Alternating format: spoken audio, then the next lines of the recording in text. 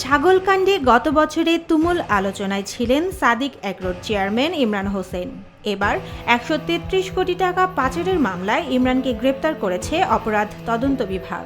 সোমবার ৩ মার্চ দুপুরের দিকে তাকে গ্রেপ্তারের বিষয়টি নিশ্চিত করেছে সিআইডির একটি দায়িত্বশীল সূত্র। এর আগে মানি লন্ডারিং প্রতিরোধ আইন ও বিধি অনুযায়ী ১৩৩ কোটি টাকা মানি লন্ডারিংয়ের অভিযোগে সাদিক এগ্রোর মালিক ইমরান হোসেন, তৌহিদুল আলম জেনিত ও অভিযুক্ত প্রতিষ্ঠান সাদিক এগ্রোর বিরুদ্ধে মামলা করে সিআইডির ফাইন্যান্সিয়াল ক্রাইম ইউনিট।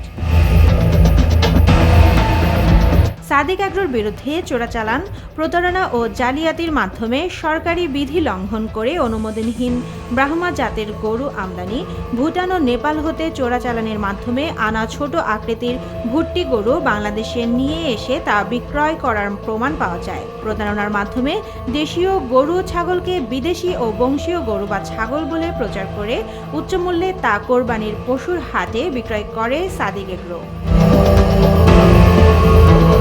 টেকনাফ ও উখিয়া কক্সবাজারের সীমান্তবর্তী এলাকা দিয়ে থাইল্যান্ড ও মায়ানমার হতে চোরাচালানের মাধ্যমে গরু ও মহিষ বাংলাদেশে নিয়ে এসে তা বিক্রি করা হয় সাদিক এগ্রোর মাধ্যমে।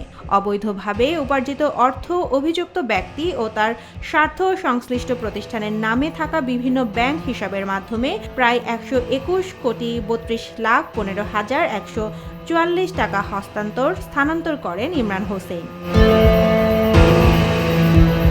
প্রসঙ্গত, অভিযুক্তদের বিরুদ্ধে ফাইন্যান্সিয়াল ক্রাইম সিআইডির অনুসন্ধানে অপরাধ প্রমাণিত হওয়ায় অনুসন্ধানকারী কর্মকর্তা উপপুলিশ পরিদর্শক মোহাম্মদ জোনায়েদ হোসেন রাজধানীর মোহাম্মদপুর থানায় চলতি বছরের ৩ মার্চ মানি লন্ডারিং প্রতিরোধ আইনে মামলা দায়ের করেন।